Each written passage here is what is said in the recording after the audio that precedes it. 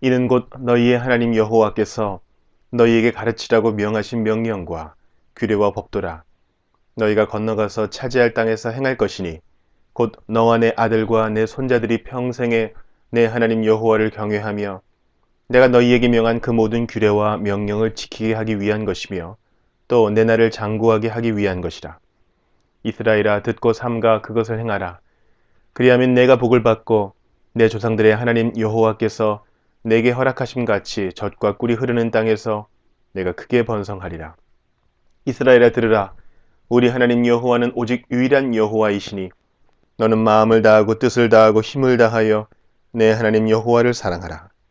오늘 내가 내게 명하는 이 말씀을 너는 마음에 새기고 내 자녀에게 부지런히 가르치며 집에 앉았을 때에든지 길을 갈 때에든지 누워있을 때에든지 일어날 때에든지 이 말씀을 강론할 것이며 너는 또 그것을 내 손목에 매어 기호를 삼으며 내 미간에 붙여 표로 삼고 또 내 집 문설주와 바깥문에 기록할지니라.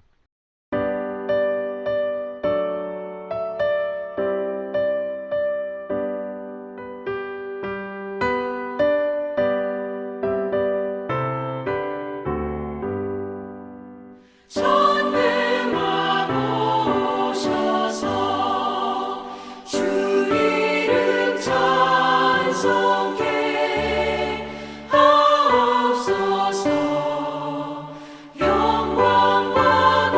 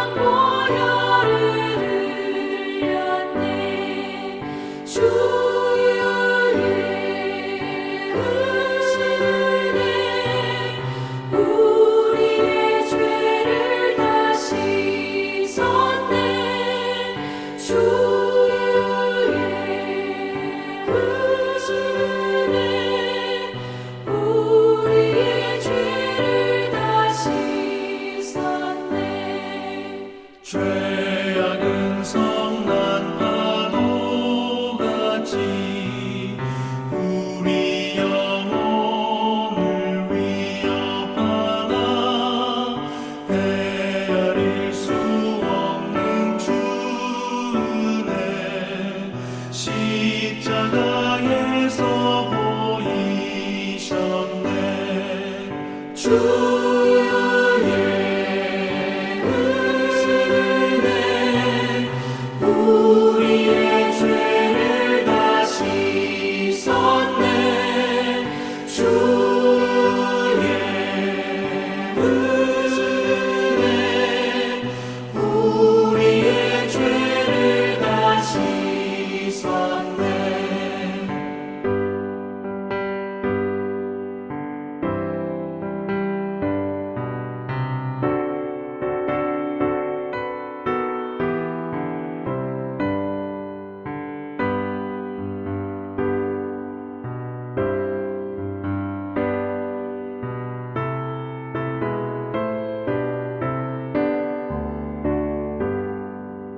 죄악에 물든 영혼들을 주께서 피로 씻으시네 지금도 흐르는 그 피에 눈보다 더 희게 씻으라 주의 은혜 우리의 죄를 다 씻었네 주의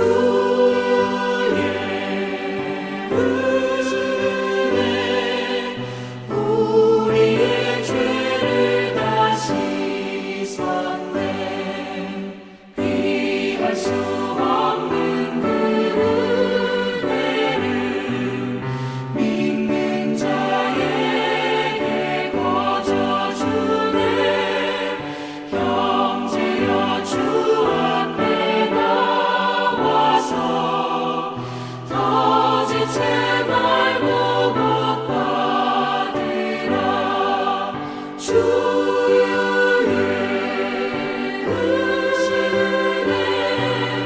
우리의 죄를 다 씻었네 주의 은혜 우리의 죄를 다 씻었네.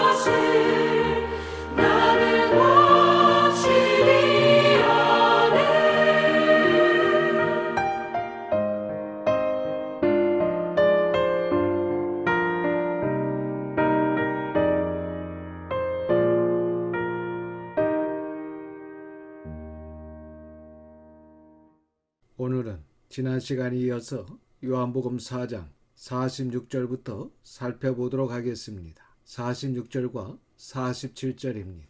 예수께서 다시 갈릴리 가나에 이르시니 전에 물로 포도주를 만드신 곳이라. 왕의 신하가 있어 그의 아들이 가버나움에서 병들었더니 그가 예수께서 유대로부터 갈릴리로 오셨다는 것을 듣고 가서 청하되 내려오셔서 내 아들의 병을 고쳐주소서 하니 그가 거의 죽게 되었습니다.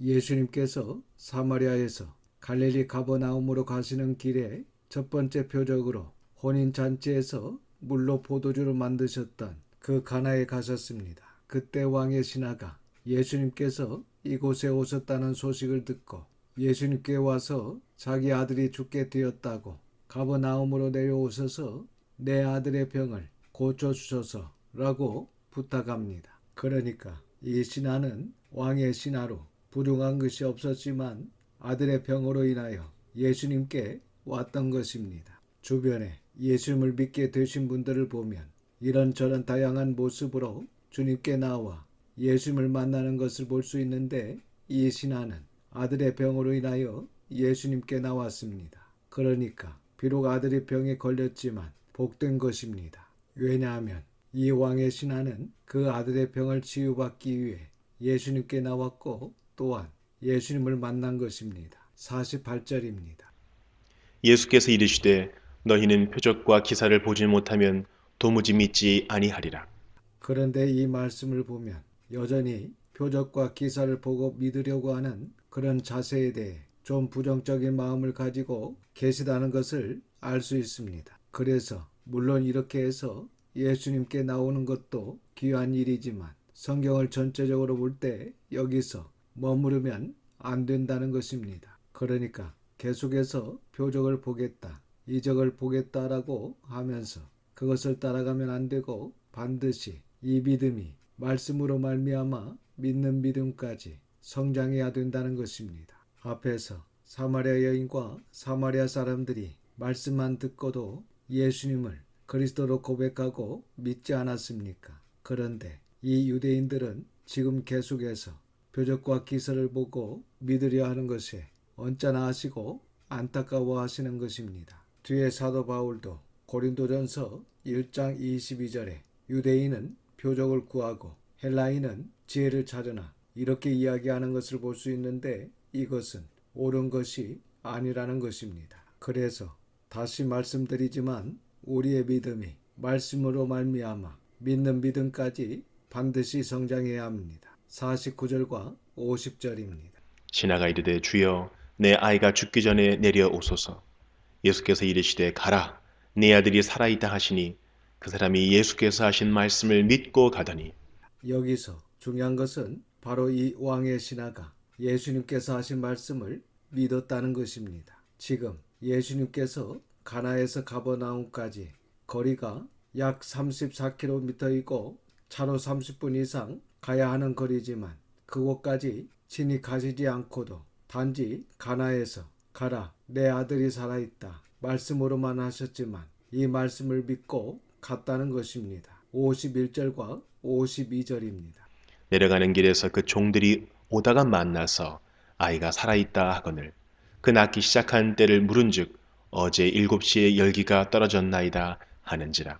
이렇게 예수님께서 하신 말씀을 믿고 가니까 이런 놀라운 일을 체험할 수 있었습니다. 53절입니다. 그의 아버지가 예수께서 네 아들이 살아있다 말씀하신 그때인 줄 알고 자기와 그 온 집안이 다 믿으리라. 왕의 신하는 길에서 만난 자기 종들에게 가버나움에 있는 죽어가는 아들의 열기가 떨어지는 시간을 알자 예수님께서 자기에게 말씀하신 시간이었다는 것을 알고 자기와 그 온 집안, 즉 가족들과 모든 종들이 다 예수님을 믿었다고 고백하고 있습니다.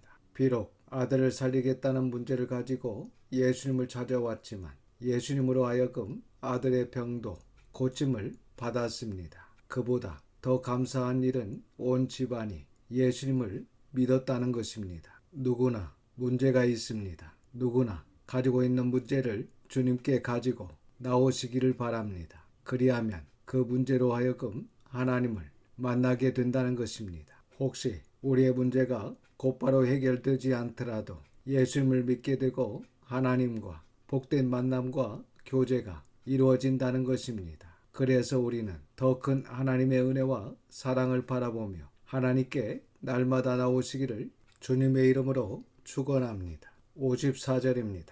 이것은 예수께서 유대에서 갈릴리로 오신 후에 행하신 두 번째 표적이니라. 첫 번째 표적은 가나 혼인잔치에서 물로 포도주를 만드신 곧 물질의 질을 변화시키신 이분이 바로 메시아 하나님이신 것을 알리고 있듯이 이번에도 갈릴리 가나에서 원격으로 가버나움에서 죽어가는 왕의 신하의 아들을 고치신 이분, 즉 공간을 초월하신 이분이 바로 하나님이신 것을 알리고 있습니다. 그래서 사도 요한은 이 요한복음을 통해서 계속적으로 우리를 안내하고 있습니다. 그분은 메시아시요 하나님의 아들이시며 결국 그분은 나의 주, 나의 하나님이십니다. 까지 우리를 안내하고 있습니다. 그래서 저와 여러분이 우리의 기쁜 심령 가운데 예수님이야말로 나의 주님이시요 나의 하나님이십니다. 라고 고백할 수 있는 진정한 우리의 신앙이 될 수 있기를 주님의 이름으로 축원합니다. 계속해서 5장을 보겠습니다. 1절부터 18절까지는 베데스다 연못에서 38년 된 병자를 고쳐주신 내용입니다. 1절입니다.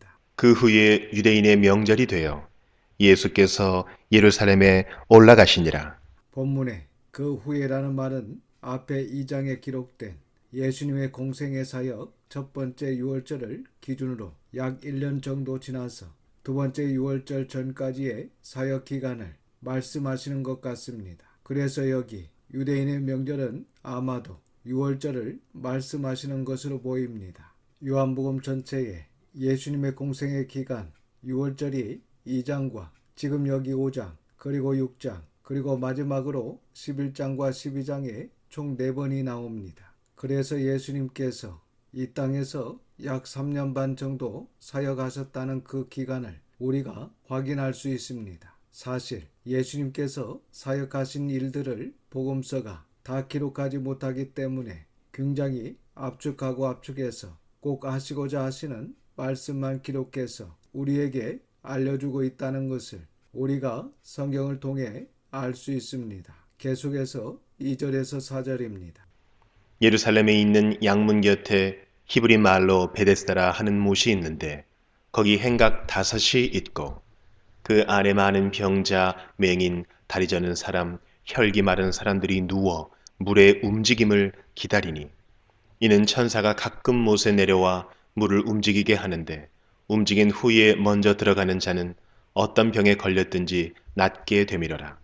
여기 예루살렘에 있는 양문은 예루살렘 성 북쪽에 위치한 문을 말합니다. 그리고 이 양문 옆에 베데스다라는 말의 히브리어는 베트, 집, 헤세드, 잡이라는 말로 은혜, 국률, 자비의 집이라는 뜻을 가지고 있습니다. 이 베데스다 못은 이스라엘 백성들이 하나님께 제사 드리기 위해 양들을 끌고 와서 양문으로 들어가기 전에 여기서 양들을 먼저 깨끗이 씻긴 후에 양문으로 들어갔습니다. 거기에 행각 5이 있었는데 그 행각 안에 많은 병자, 맹인, 다리 저는 자, 혈기 많은 사람들이 누워 물의 움직임을 기다리고 있었습니다. 그것은 천사가 가끔 못에 내려와 물을 움직이게 하는데 물이 움직인 후에 먼저 들어가는 자는 어떤 병에 걸렸든지 낫게 된다는 것입니다.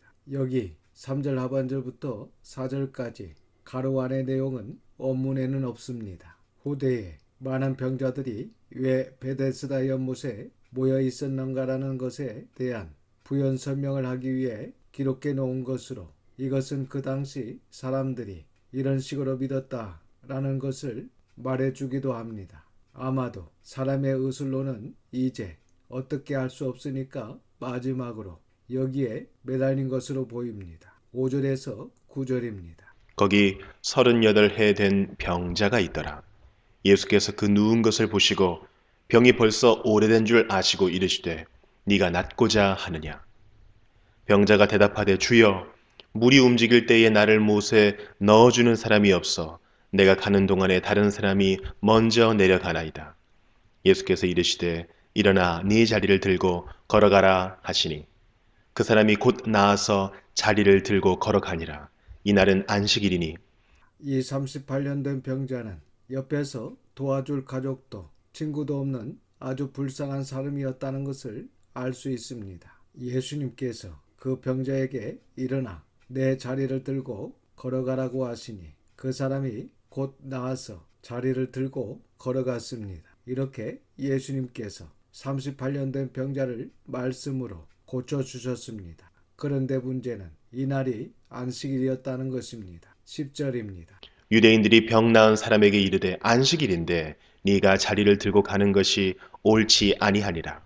38년 동안 병으로 고통당하던 병자가 나았으면 축하해주고 함께 기뻐해 주는 것이 마땅한데 그렇게 하지는 못할 망정 이렇게 안식일인데 내가 자리를 들고 가는 것이 옳지 않다라고 합니다. 정말 유대인들의 옹졸함을 볼 수 있습니다. 사실 진리도 아닌 자기의 즉 유전과 장로들의 전통으로 지금 안식일에 이렇게 하는 것이 옳지 않다라고 주장하는 것입니다. 11절에서 13절입니다. 대답하되 나를 낫게 한 그가 자리를 들고 걸어가라 하더라 하니 그들이 묻되 너에게 자리를 들고 걸어가라 한 사람이 누구냐 하되 고침을 받은 사람은 그가 누구인지 알지 못하니 이는 거기 사람이 많음으로 예수께서 이미 피하셨습니다.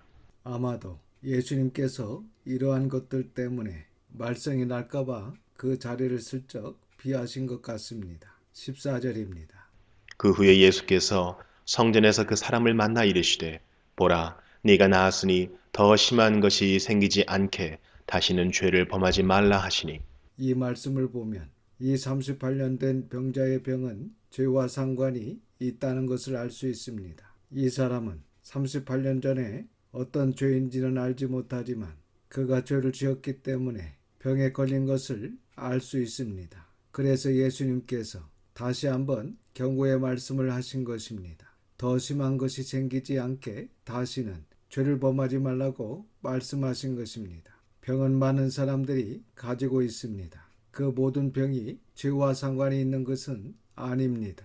유전적 이유로 병이 올 수도 있고 또한 건강하지 않은 음식으로 인해 병에 걸릴 수도 있고 악한 영에 의해 병에 걸릴 수도 있습니다. 그리고 오늘 본문처럼 죄로 인하여 병에 걸릴 수도 있다는 것입니다. 그래서 병의 원인을 바로 알고 우리에게 있는 병을 치료해야 할 것입니다. 그리고 예수님의 말씀은 그 병이 나았다가 또 죄를 짓게 되면 더 심한 병이 올 수 있다는 것입니다. 그러니 우리는 이 모든 것을 마음에 두고 병에 걸리지 않도록 조심해야 합니다. 특히 죄는 병을 걸리게도 하지만 우리의 영혼이 건강하지 못하게 하여 올바른 판단을 하지 못하며 올바로 하나님을 바라보지 못하게 합니다. 또한 하나님의 말씀을 바르게 듣지 못하게 하고 이해하지 못하게 만들어 하나님으로부터 멀어지게 만들고 더 큰 죄를 짓게 하고 악한 생활을 하게 만들기 때문입니다. 그래서 지옥으로 가게 합니다. 15절과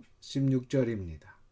그 사람이 유대인들에게 가서 자기를 고친 이는 예수라 하니라. 그러므로 안식일에 이러한 일을 행하신다 하여 유대인들이 예수를 박해하게 된지라. 이렇게 안식일에 병자를 고쳐 낫게 한 것이 안식일에 일하여 안식일법을 어겼다 하여 예수님을 박해하게 되었습니다. 17절과 18절입니다. 예수께서 그들에게 이르시되 내 아버지께서 이제까지 일하시니 나도 일한다 하시매 유대인들이 이로 말미암아 더욱 예수를 죽이고자 하니 이는 안식일을 범할 뿐만 아니라 하나님을 자기의 친아버지라 하여 자기를 하나님과 동등으로 삼으심이러라. 유대인들은 안식일에 이러한 일을 행한다 하여 예수님을 박해하게 되지만 예수님께서 내 아버지께서 이제까지 일하시니 나도 일한다고 당당하게 그 유대인들에게 말씀을 하십니다. 그래서 이 유대인들이 예수님의 이 말씀으로 인해서 더욱 예수님을 죽이고자 하는데 이는 안식일을 범할 뿐만 아니라 하나님을 자기의 친아버지라고 하여 자기를 하나님과 동등으로 삼으심이었다고 합니다. 그래서 나중에 보면 이 유대인들은 예수님을 신성모독죄라는 죄명으로 십자가에 못 박아 죽입니다. 그러나 예수님께서 지금 하신 이 말씀은 다 진실이며 본문의 말씀처럼 38년 된 병자도 시간을 초월하여 고치신 예수님은 하나님의 독생자이시며 또한 하나님이시며 우리의 구주이십니다. 우리에게 이런 은혜를 주신 하나님께 감사를 드립니다. 기도하겠습니다. 아버지 하나님, 하나님의 거룩하신 이름을 찬양합니다. 오늘도 사도 요한을 통하여 예수님이 어떤 분이신지 바로 알게 하시고 믿게 하시니 감사를 드립니다. 이 시간 우리의 기쁜 심령 가운데 예수님은 나의 주님이시요 나의 하나님이십니다 라고 고백하는 진정한 우리의 신앙이 되게 하여 주시옵소서. 그리하여 하나님께서 기뻐하시는 하나님의 자녀로 살아갈 수 있도록 성령님의 충만함을 허락하여 주시옵소서. 이번 한 주간도 하나님의 선한 손의 도우심으로 승리하게 하심을 믿고 감사드리며 우리 구주 예수님의 이름으로 기도드립니다. 아멘. 지금은 우리 구주 예수 그리스도의 은혜와 아버지 하나님의 그 넓으신 사랑하심과 성령님의 감화감동 위로 역사하심이 하나님의 뜻을 행하며 하나님의 일을 온전히 이루어가기를 소망하는 모든 성도와 자녀와 가정 위에 지금부터 영원까지 함께 하시기를 우리 구주 예수님의 이름으로 축원하옵나이다. 아멘.